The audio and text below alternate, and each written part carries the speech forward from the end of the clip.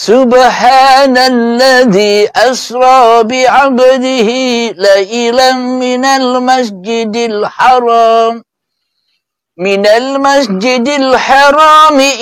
masjidil aqsa alladzi barakna haulahu linuriyahu min ayatina. Kanjeng Nabi Muhammad sallallahu alaihi wasallam dan seluruh manusia diciptakan Allah sejak dari tanah hingga menjadi bayi, tujuannya hanyalah untuk haulahu linuriyahu min ayatina, supaya kita bersama-sama dapat menyaksikan ayat-ayatnya Allah. Bukan malah kita mensekutukan ayat-ayat Allah dengan ayat-ayat hawa nafsu kita di hati kita. Kita lebih mewujudkan segala sesuatu daripada wujudnya siapa yang menciptakan segala sesuatu di hati kita. Kita lebih mewujudkan diri kita daripada sang pencipta diri kita di hati kita. Kita lebih mewujudkan apa-apa yang kita sukai dan apa-apa yang kita cintai di hati kita daripada hidup, daripada uripe Allah yang mengadakan semua cita-cita dan semua keinginan-keinginan yang ada di hati kita. Jadi tanpa uripe Allah, mana mungkin angan, cita, keinginan, rasa itu akan ada, akan wujud tanpa uripe Allah. Alhamdulillahirabbil alamin.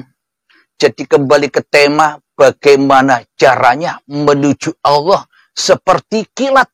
Tidak usah nunggu nanti lagi. Sekarang bisa ditempuh. Bila nunggu nanti, ya kadaluarsa, azab dan siksalah yang akan kita terima. Kita mengolor-ngolor waktu. Kita diutus ke dunia ini hanyalah untuk menyaksikan ayat-ayat Allah, kok malah mengulur waktu menyaksikan ayat-ayat hawa nafsu kita sendiri. Kita mengolor-olor waktu membaca kitab suci dengan membaca kitab yang kotor. Kitab diri manusia kita yang selama ini dituhani oleh diri kita sendiri daripada dituhani oleh Allah. Itulah ayat-ayat yang kotor. Ayat-ayat yang najis. Ketika kita masih demam, ketika kita masih cinta kepada ayat-ayat yang kotor itu, ketika kita masih cinta kepada ayat-ayat yang najis itu, ketika masih nyata kedirian diri manusia kita di hati kita, maka najislah semua apa yang kita lakukan. Maka kotorlah semua apa yang kita aktivitaskan. Sholat kotor. Ibadah kotor. Berbagai macam ibadah-ibadah tahajud kotor.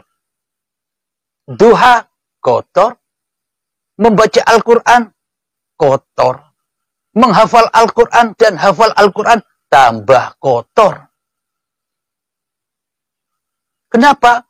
Karena di dalam hati kita tak ada Tuhan selain hawa nafsu kita sendiri. Itulah maka Allah hanya menyaksikan hatimu. Siapakah yang kau wujudkan di hatimu? Siapakah yang lebih kau utamakan kedudukanmu di dalam hatimu? Penciptamu apa yang diciptakan? Sang Kholik apakah makhluk?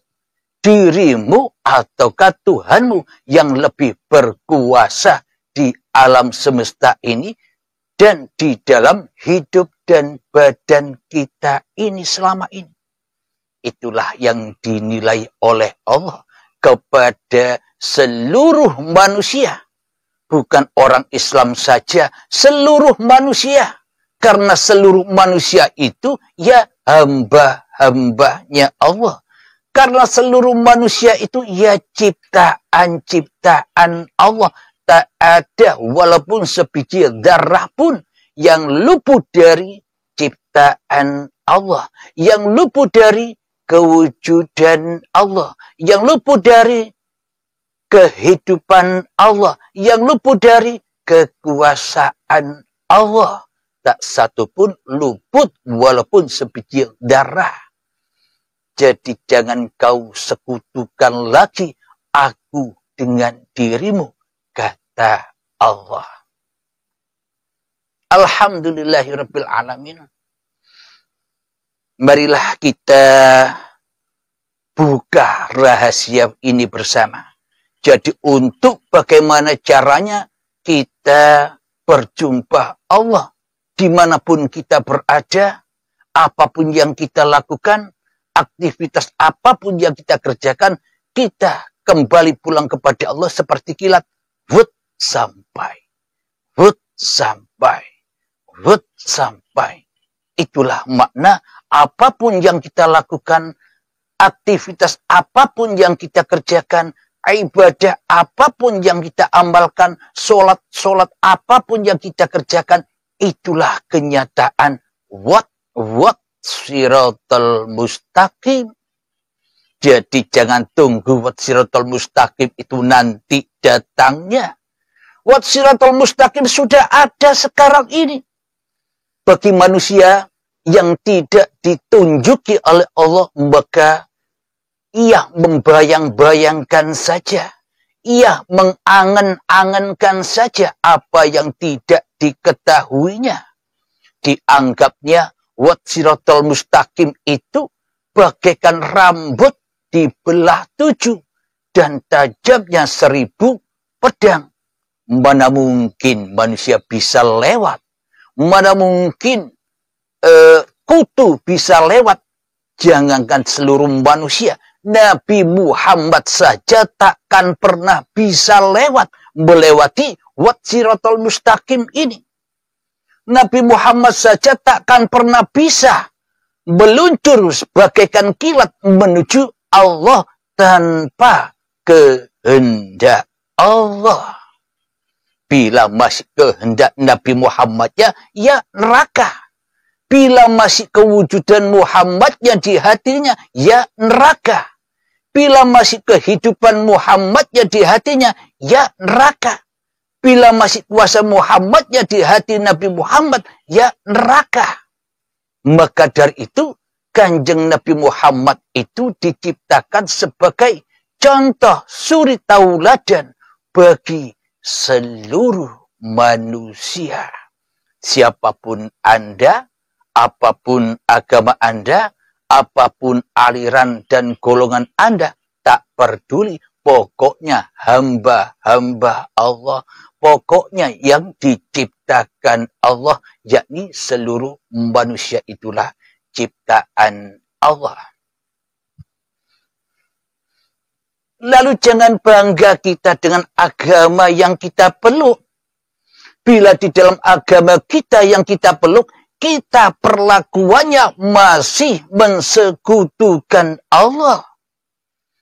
Apapun derajat keistimewaan agama kita, bila hati kita tidak bertuhan, bila tiada Tuhan di hati kita kecuali diri kita sendiri, bila tiada Tuhan di hati kita kecuali hawa nafsu kita sendiri, semua itu ya bukan agama, melainkan agamanya iblis dan setan saja, apapun agamanya.